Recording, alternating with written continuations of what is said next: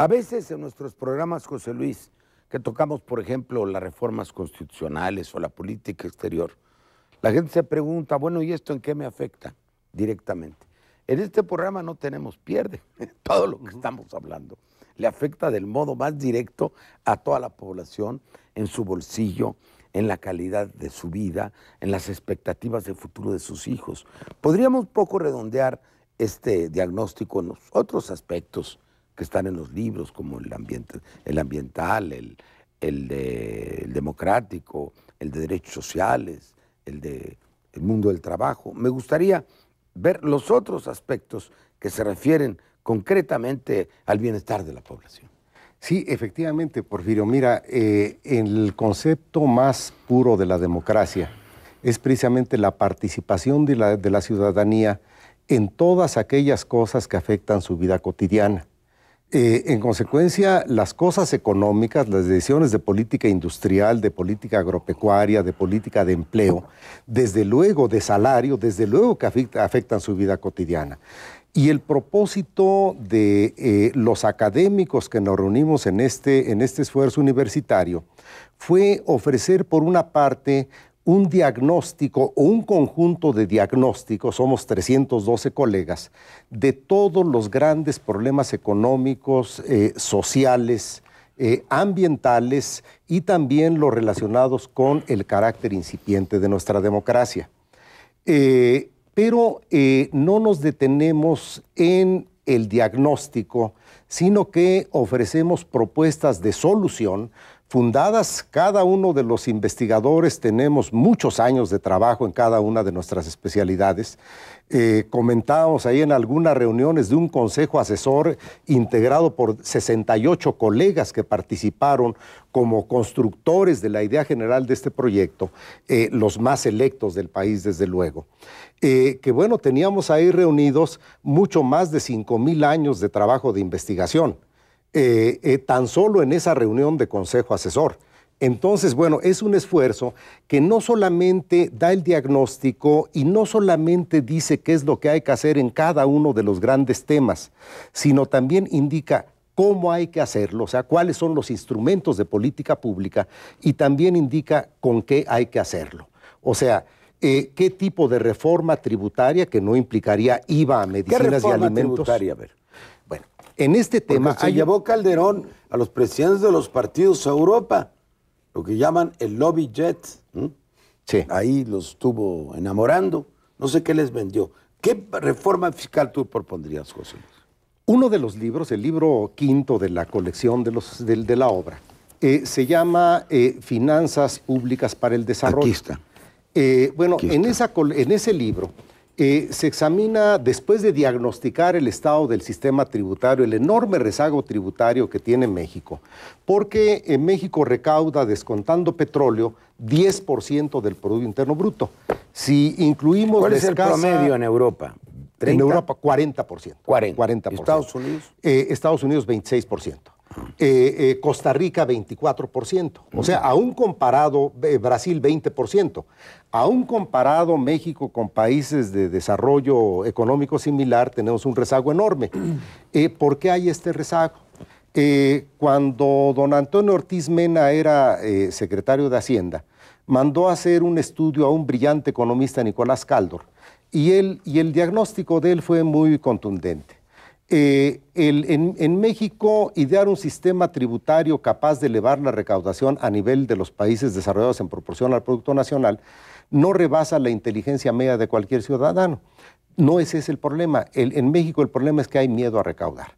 O sea, tenemos una enorme evasión fiscal, una enorme elusión fiscal. Y finalmente no hacemos.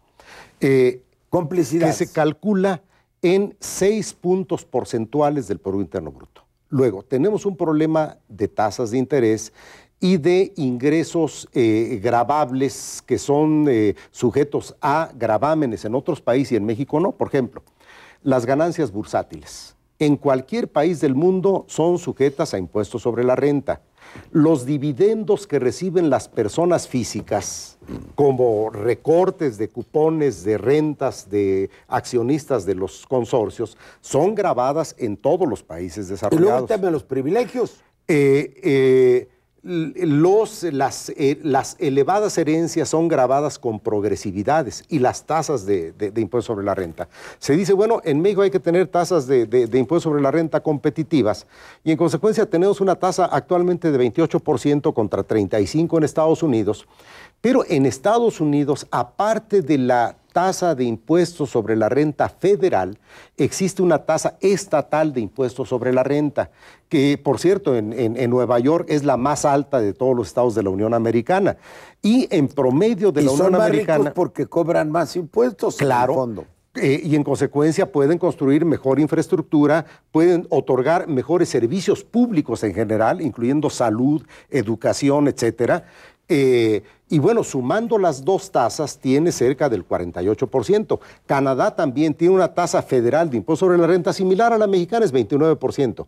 Pero tiene una tasa provincial de impuesto sobre la renta, que por cierto es la base de la soberanía de los estados o las provincias. ¿Y en México qué le dejarías a los estados? Nada. ¿El IVA? En México los estados... ¿Cuáles impuestos debían cobrar bueno, los estados? Una de las reformas que debería de introducirse en México... La reforma hablamos mucho de homologarnos con Estados Unidos y Canadá. ¿Por qué no nos homologamos en el sistema impositivo? ¿Y por qué no introducimos una tasa de impuesto sobre la renta en favor de los gobiernos de los estados, que daría en promedio 10% de impuesto sobre la renta? Y desde luego, en el caso de los municipios, nosotros tenemos dos problemas serios en el régimen tributario. Tenemos impuestos gravados de más del 60% son impuestos sobre el consumo. Y todavía así se nos quiere vender la mercancía de que conviene gravar medicinas y alimentos con IVA parejo.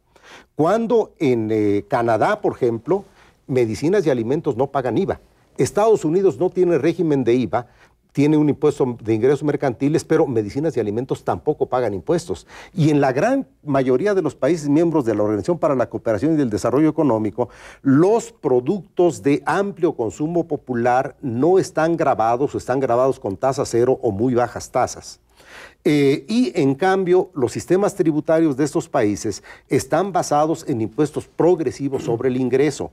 Quiere decir que no solamente quien más tiene más paga, sino la tasa impositiva es mucho mayor. Ahora se nos quiere vender en México también la idea de que es conveniente tener una tasa única, 25% parejo.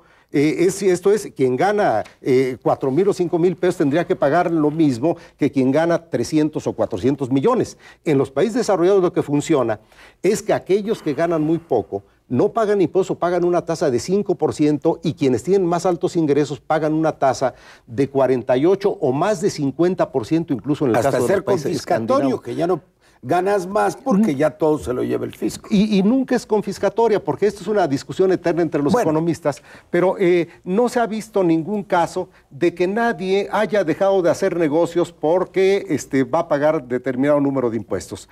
O algún profesionista o algún trabajador que decida no trabajar porque va a pagar impuestos. No opera. En realidad, en el mundo, la idea del estado de bienestar, Porfirio, mencionaba las políticas sociales. Si uno ve las estructuras de política social de los países escandinavos, los países nórdicos, Dinamarca es considerado el país más feliz del mundo. ¿Por qué? Porque la educación es gratuita, de alto nivel, la salud es gratuita, hay seguro de desempleo. A los 22 años toda la población. Y además el individuo es protegido no por pertenecer a una familia cuyo jefe tenga un empleo, sino por derecho propio. Un niño está protegido por la ley. Entonces, ¿pero cómo se financia esa estructura de beneficios sociales? Mediante impuestos progresivos sobre el ingreso.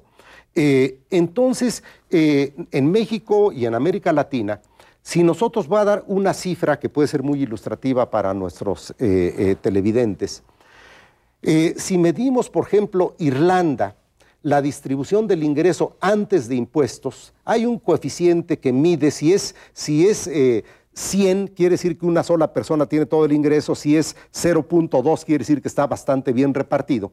Bueno, Irlanda antes de impuestos tiene una distribución del ingreso de 0.55. Después de ingresos tiene 0.34, o sea, mejora dramáticamente. En América Latina Antes de impuestos, la distribución del ingreso es 0.56 y después de impuestos 0.52. Quiere decir que no tenemos un sistema de imposición progresiva sobre el ingreso que permita tener un estado de bienestar que ofrezca educación de alto nivel, que ofrezca educación, que ofrezca servicios de infraestructura. Y a eso se debe la desigualdad. El Banco Mundial, yo creí que éramos el país más desigual de la Tierra. Así yo lo aprendí en los seminarios que hicimos en Europa. Banco Mundial es que estamos entre los 10.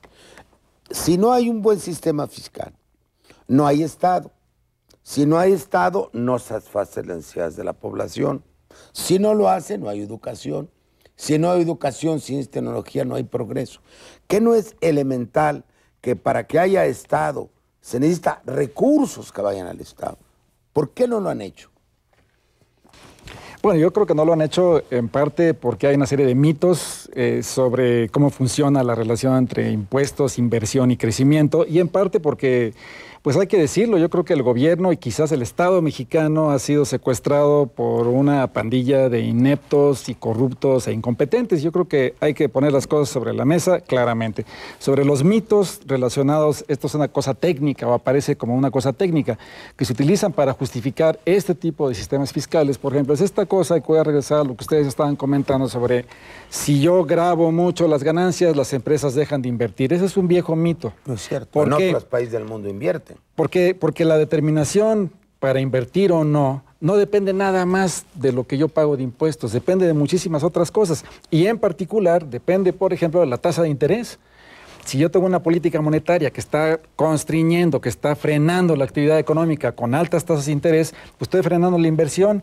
Las reformas que se hicieron en la época de Pedro Aspe bajaron la inversión y era precisamente con esta visión estrictamente ideológica y mítica de la curva de Laffer, famosa curva de Laffer, que dice esto, ¿no? Si bajan los impuestos, entonces las empresas van a invertir más y el Estado va a recaudar más porque va a haber más actividad económica. Pero eso no fue cierto. Eso, por supuesto que no fue cierto. Y uno no tiene más que ver los datos sobre formación bruta de capital fijo en México, o sea, los datos sobre inversión, los datos de nuestras cuentas nacionales, y vamos a ver el terrible estancamiento en el que se encuentran. A pesar de que hay este sistema fiscal bonachón que les consiente todos sus caprichos, ¿no? Corrupto, porque uno de los principales temas es que hay un porcentaje importante del Producto Interno Bruto de impuestos que no se cobran. Exacto. Además, se los dejan ahí a las empresas para que los paguen cuando quieran. Bueno, ya que hablamos de corrupción, además hay otro problema que a mí me inquieta mucho, y por eso esta obra es importante, porque va cerrando todos los tubos y canales por donde se van los recursos, ¿no? Aquí hay una gran pregunta. ¿Para qué queremos? El gobierno también dice, nosotros queremos recaudar más, ¿no? Carstens dice, yo quiero recaudar más. Y mi pregunta a ellos es, ¿para qué quieren recaudar más, señores?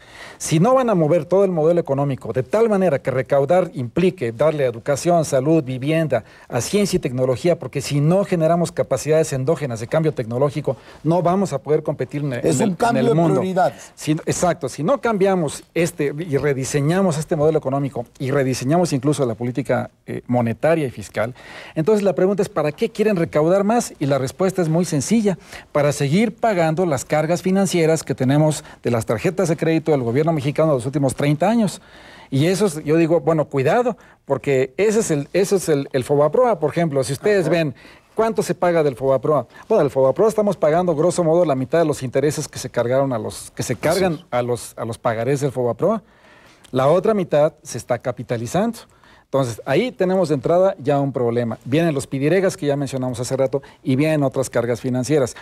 La reforma del sistema de pensiones, por ejemplo. Entonces, ¿para qué vamos a recaudar? Vamos a exprimir más al pueblo de México para seguir pagando. Porque recaudar abajo. Exactamente. Ahora, se podría hacer, doctor, borrón y cuenta nueva. Se podría resolver el problema de prueba de pidiregas, todo esto, y decir, bueno, lo que no fue en mi año, no fue en mi daño. ¿Por qué vamos a seguir pagando deudas del pasado? Bueno, creo que el país sigue manteniendo un modelo macroeconómico y un sistema económico de enfoque neoliberal que realmente no se prevé que vaya a haber cambio. Es decir, la sociedad mexicana tenía confianza en que efectivamente, tal como lo había dicho el presidente Fox, iba a mantener tasas de crecimiento del 7% y resulta que en todo el sexenio creció en menos del 1%. Ya lo Menos decía del 1. recientemente José Luis Calva, hace unos días, de que los pronósticos de crecimiento del Plan Nacional de Desarrollo prevén un crecimiento del 5%. Realmente Pero es pura está fantasía. por debajo de las expectativas Fox que ofreció tienen el 7. otros. Así Fox es. ofreció el 7, nunca lo cumplió, le salió la nariz de Pinocho, ¿te acuerdas? Así es, y lo mismo sucede con el gobierno de Calderón, porque realmente un crecimiento del 5% no permite recuperar todo lo que perdimos de producción interna el sexenio ¿Pero qué hacer, anterior. doctor? Tú tienes muchos alumnos, eres rector, los vi inquietos, Sí. decididos. ¿A dónde los orientamos? Bueno, primeramente que... ¿Cómo darles confianza en un país que hace tantas tonterías en contra de la gente? Bueno, primeramente tiene que haber una reconsideración del modelo de desarrollo, se tiene que generar un modelo de desarrollo de crecimiento interno como lo han hecho todos los países, como lo hace Estados Unidos o como lo hace la Unión Europea